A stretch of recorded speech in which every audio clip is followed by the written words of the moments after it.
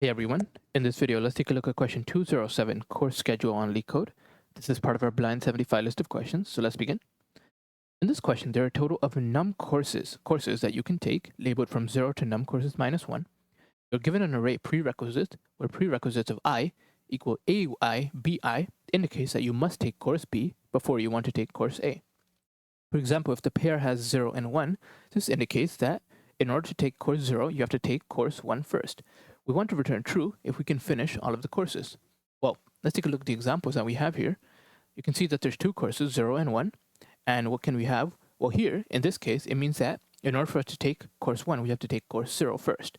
And so what we can do is we can take course 0 and then course 1 after. And so we're able to do it. In this case over here, we can actually see that we have like a kind of like a cycle here, right? Like, because what we have is in order for us to take course 1, we need to take course 0. But in order for us to take course 0, we have to take course 1. So really, we can't take any of them because they rely on the other one. So in that sense, like that's a way of looking at this problem. Now, notice here that we have like prerequisites and we have like some sort of dependency mapping here, right? Like in order for us to take A, we have to take B. So whenever we have something like this, it's often easier to think of this in terms of a graph type problem.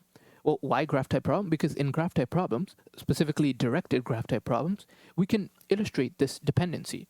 For example, for something like A to B, if you think about it, what this is essentially saying is that we have a mapping as follows. We'll have B, we'll have A, and we'll have a node or an edge between them. Notice that the edge goes from B to A, indicating that A has a dependency on B. It shouldn't go like this because this would mean that B has a dependency on A, which it doesn't. In the case for the second example, what ended up happening is actually something like this. B had a dependency on A, and also A had a dependency on B. So if you really think about this, like, how can we go about doing this problem?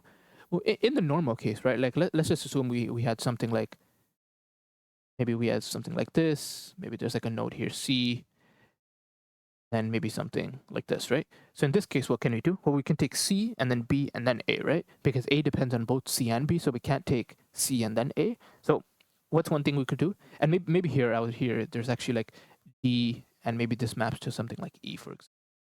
Well, what we could do is we could like do a DFS call, right? Since we've illustrated that this is the graph problem, we can maybe do a DFS call. And what can we do in DFS? Well, we could go ahead and we could start off at every single node. Why every single node? Because there might be nodes that are not even connected to like the main graph, right? Like this DE is not even connected to this main graph. So we have to consider every single node possible. And so what we can do is like for every single node that essentially like doesn't have any prerequisites. So we can start off at this one over here and this one over here because these two do not have any prerequisites. For every single one of the nodes here, we can basically take a look and we can try doing a DFS call to see if we can visit every other node. And essentially, if we can do that, then we will return true. Now, this is one way of doing the problem, but actually it's not the best way. And the reason is because like here, you're visiting every single node, right? And so if the graph was like very big, then you would visit every single node in order to determine that, yes, it's possible to take this graph, like take this schedule. Now, what's another way we can think about it? Well, we can think about it in terms of the opposite way, right? Instead of visiting every single node, how about we think about it in the case where, like, what would break the schedule? What's the case in that if we find it, it would break the schedule? Well, if you think about it, and I'll go back over here, maybe, let's say, we had something like this. Let's say, had something, again, like this. In this case, would it break the schedule? It would, right? Because if you think about it, in order for me to even take, like, C, and then B, well, in order for me to take B, I would have to have taken A first. But in order for me to take A, I would have to have taken B first. So in this sense, I can't actually like even solve this schedule here anyway.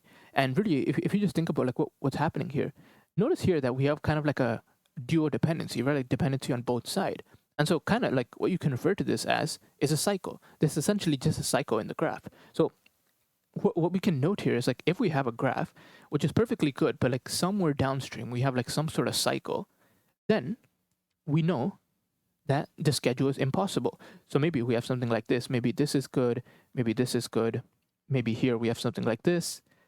Then maybe here we have, let's say, something like this, right? Something like this. If we have something like this, then notice that there's a cycle down here. And so in order for us to take like any one of these three courses, like we have to have a cycle. Like in order for us to take this one, we have to take this one. But then for this, we have to take this. But for this, we have to take this. So it's essentially a dependency that keeps going. And so in this scenario, if we go ahead and we formulate our problem as a cycle detection type problem, and we figure out there's a cycle, then we know our answer is false. Otherwise, our answer will be true. And notice that in this one, we don't actually have to visit every single node, right? There might be like nodes like all the way down here somewhere that like we don't even visit. There might be like an entire graph down here that like we don't even need to visit because we already concluded that there's a cycle here. So it cannot be solved. Okay, so we have that. So now how can we solve this problem? Well, if you think about it, like what is a cycle, right? A cycle is in one DFS call, like for example, maybe there's a DFS call over here, you somehow arrive at the same node again. So from here we can go here, from here we can go here, but notice from here we arrive back here. And so if we ever notice that in our DFS call, then we know that there has to be a cycle. Okay, so let's take a look at how we can make that happen. So first thing I need is, I'll actually go ahead and rename this to prereqs to make the thing shorter. And let me just name this to courses. Okay, actually no, I'll keep it as num courses. All right, so first thing, notice that here prereqs can actually be 0, right? So if there are no prerequisites, then I'm completely able to like finish this, right? So if not prereqs, then I would just go ahead and return true. Otherwise, well, now I need to make adjacency list, right? I need to make my adjacency list such that the B here, which is this part here, points to the A over here. How can I do that? Maybe I can do something like adjacency list is default dictionary of list. This is how we always create it in Python. And then what we can have for AB in prereqs, then prereqs at B dot append A. So here I'm essentially forming an edge from B to A, indicating that there's a connection here. A has a dependency on B. That's what it means. Okay, so now once we've done that, what can we do?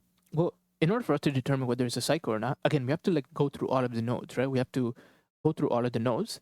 And so what can we do? We can do something like for node or for course in range 0 to num courses. And then I can do my DFS call, which I just call self.helper. And then I can check if this helper function actually returned true anywhere. If it returned true, then this means that there's a cycle. So I will return false, indicating that we cannot finish our algorithm. Otherwise, I'll return true. Now, notice here that I'm doing a DFS call from every single position, right? And that's actually fine, right? If you think about it, like, because, for example, let's say we do a DFS call from over here, then this will eventually reach this like site. This will eventually like reach this cycle over here, right? But maybe I start my DFS call from, instead of here, maybe I started from here. Well, this will also reach the cycle. Okay, maybe instead, what if I don't even want to consider this one graph over here? What if there's like another graph, something like this? What if we have something like this? Maybe there's like a F over here, F. And you can notice that this is also a cycle, right? So really, if we start off at like any of the nodes in the cycle, then we will arrive at the answer again. And so like these two are not connected graphs, right? Like these two are not connected, but they're still part of the same graph. They're still part of the same schedule.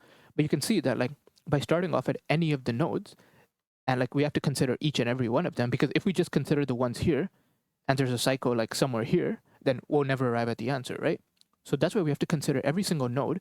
And if we consider any of the nodes in the cycle, really, then we'll arrive at the answer in which the cycle repeats. And so that's what we're just doing here. So we're considering every single node. And if my recursive call here returns true, it means there is a cycle. Okay, so how can we go about finding a cycle? Well, let me define my helper here. What are some of the things I need? Well, I need to know which course I'm on. I need to know adjacency list. And what else? Well, if you think about a cycle, right? How do I determine whether I'm at a cycle or not? Well, let's say I like start over here. If I want to determine whether I'm at a cycle, then if I start over here, I have to somehow reach this node again, right? So I need to keep like a visited or like a set of like seen nodes. Okay, so maybe I can have like a seen set over here. Now, what can I do? Well, first of all, I'm seeing a node here for the first time, right? So I can go ahead and I can add this node to my list. So I can do for scene.add course. And then I can actually just do a call here. I can check here. Actually, maybe we can skip that call for now. I was going to check it at the front, but I think we can just check it in the DFS call itself. So let's just ignore that for now. But basically now I have a node, right? Now I have a node. What can I do? now I need to visit like the neighbors. Now I need to visit the neighbors, which in this case is actually just one neighbor. But let's assume that instead we're starting over here, so we actually have two neighbors to visit. Okay, so now I need to visit my two neighbors. So I can do for neighbor in adjacency list at course. What can I do here? Well, here I can go ahead and I can call my helper function on what? On this neighbor, adjacency list seen. And if this somehow manages to return true, if this returns true, then it means that there's a cycle starting from neighbor and downwards. So here I will actually return true, indicating that there's a cycle. So before we actually do this, we actually want to check here, right? Like we want to check if we visited this neighbor in the past, because if we have, then there's already a cycle, right? So we don't need to like do another recursive call here. So I can do like if neighbor in scene, then I can also just return true. And similarly, I could have just done this at like the start here. Like I could have done like if course in scene, then return true. I could have just done that instead of like doing it down here, but it's the same thing. I just moved the condition downwards. Okay, so now we have like our true cases, which basically indicate whether there's a cycle. Now, how do I know that there is not a cycle? Well, I would have to return false at the very end, right? Because which means that like I've gone through all of this and I haven't found a cycle.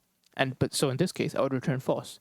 Now, we're almost done this function, but there's actually a hidden bug. And really, if you think about it, you have to draw like a couple of examples, or like one example, but here is the bug. And let's see like if we can figure out what the bug is. Let's say we have something like this. Let's say here are our nodes. Maybe we have something here, and then something here. Now, notice that this is not a cycle, right?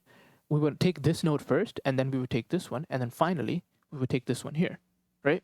So let's say we go ahead and we start a DFS call from here, and for every node that gets appended to scene, my set, I would just append it with S here. So this will be appended to set, and then let's say I visit this one, this will be appended to set, and then let's say I visit this one, this will be appended to set. Now, notice that this doesn't have any like neighbors, right? Like no children. So I would go back. Same thing here. I would go back. Now here, notice that in the first part, we actually went down the left-hand side, right? We went down this node here. But actually, I have another child, or I have another dependency, or like another like node, another edge. So I can actually go down this one as well. But notice here that if I go down this one, our condition here will return false, right? Because if neighbor in scene, well, that's true, right? Because I've already seen it before. And so here we would actually calculate that there's a cycle, even though there isn't one. So we would be incorrectly calculating that there's a cycle. So how can we fix this? Well, we can note that every time we visit a node and we add it to our scene, if that node has no other children, no other nodes to visit, then I know that from this recursive call that started off over here, I can basically finish at this node. This node has no other calls from this recursive call, so I can go ahead and pop it.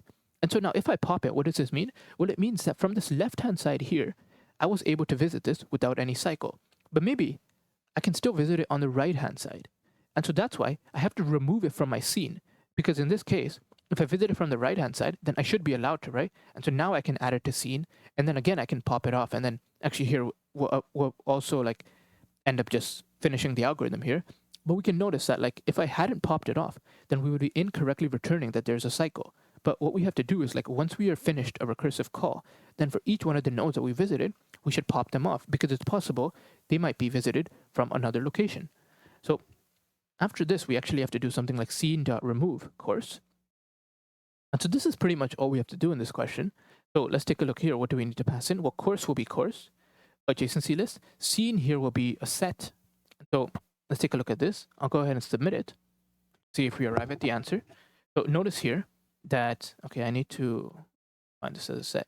So notice here that if my helper returns true, then I will return false in my main function here. So let's take a look at that. Okay, so I realize what we're doing wrong here. This here should actually be adjacency list, not prereq, so that should be the problem. And so now let's go ahead and run, or we can just go ahead and click submit actually. I think this already works. So this will actually get a TLA. It will get a time limit exceeded. So how can we somehow optimize this? Well, notice like one thing we're doing, right? So let me actually just wait for the TLE here. Notice one thing we're doing. So if I go back here, and let's say I have a bunch of these nodes. So maybe I have a node here, a node here, a node here, and maybe like there's like a set of nodes down here, right? And maybe like something like this. Let's just assume.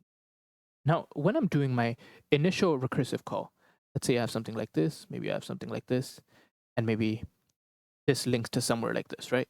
And let's assume that we visit like all of these actually just in one recursive call. When we're doing all of these recursive calls, then notice that like for each one of these nodes that we visited this one, we visited this one, all of these nodes that we visited, if you think about it, like from this one DFS call, we're actually traversing all of these nodes, right? Like maybe this thing has a connection somewhere here. So we're also traversing like every single one of these nodes.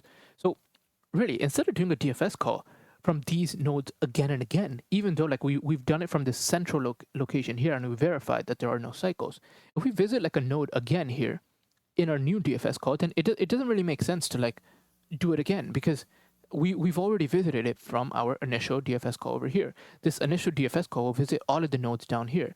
And so there's no need to do another DFS call in our for loop from this location here or this location here, etc. How can we improve this? Well, maybe we could do something like this. Let's have like a global visited, and we'll call this also set. And something we could do actually is whenever we do our helper function, we will actually add to global visited as well. We will add this course here. And so I need to append global visited here. And now what? Well, one thing we could do is if my neighbor isn't seen, right, then obviously like that returns true.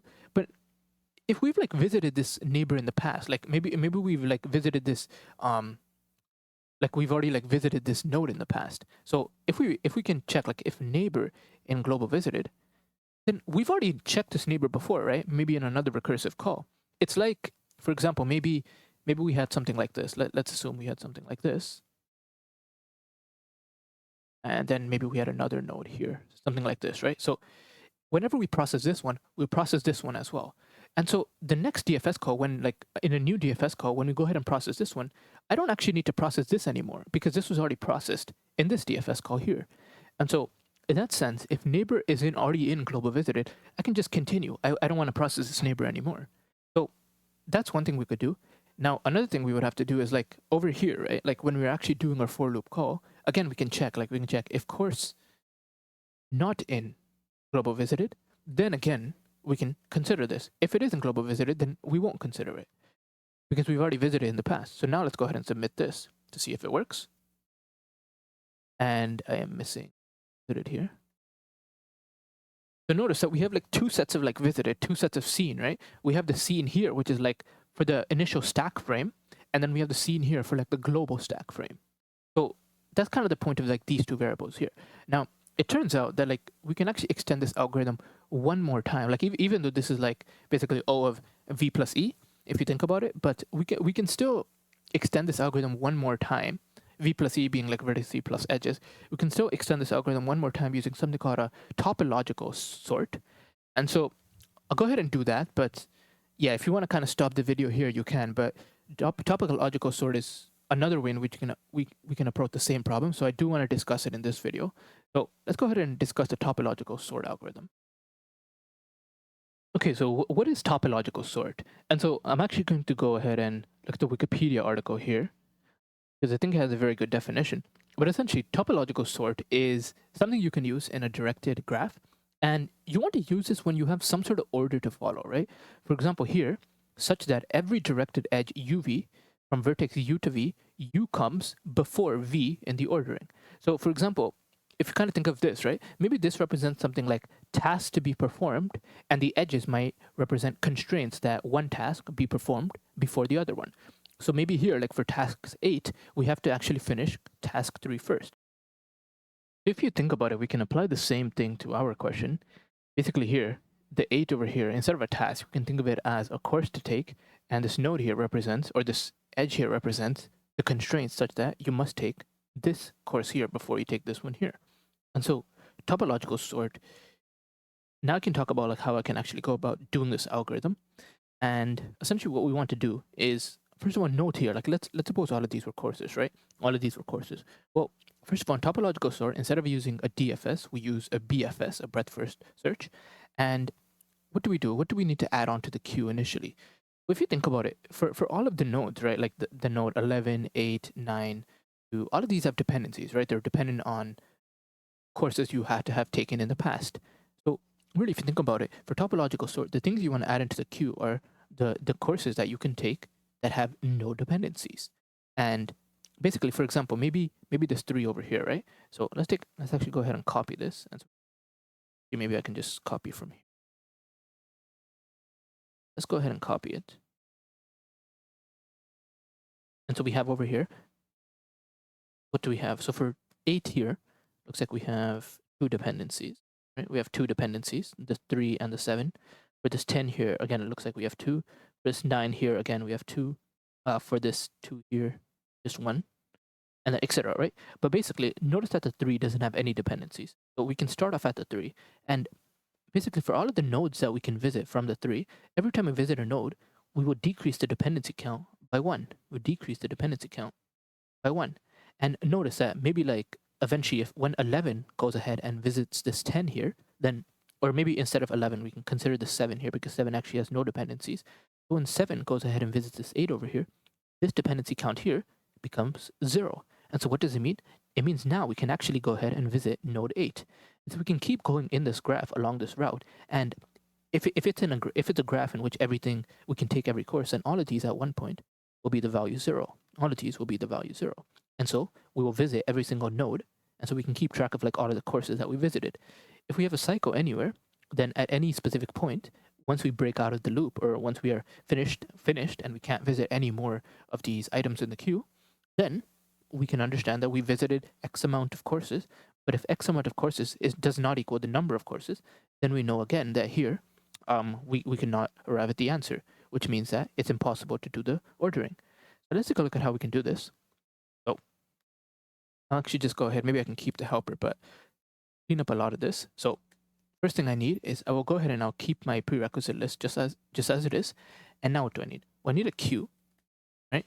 And what do I need to add to the queue? Well, I need to add in the values that have no prerequisites, right? So for example, here, the 5, the 7, the 3. I need to add all of these because they have no prerequisites. What can I do? How can I keep track of that? Maybe something I could do is after the adjacency list, you can kind of think of this like this value here, this value over here. For example, this 2. This is the in degree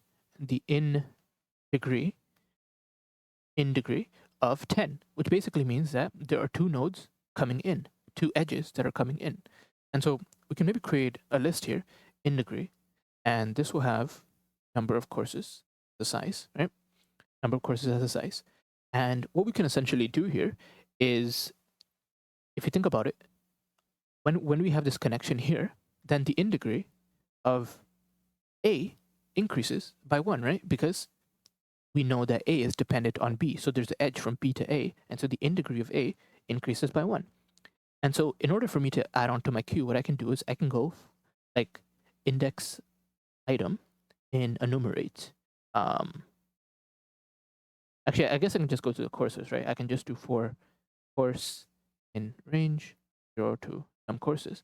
And I can check if in degree at course, if this is equal to 0, then I know that this is a course that has no prerequisites. I can go ahead and add it to my queue.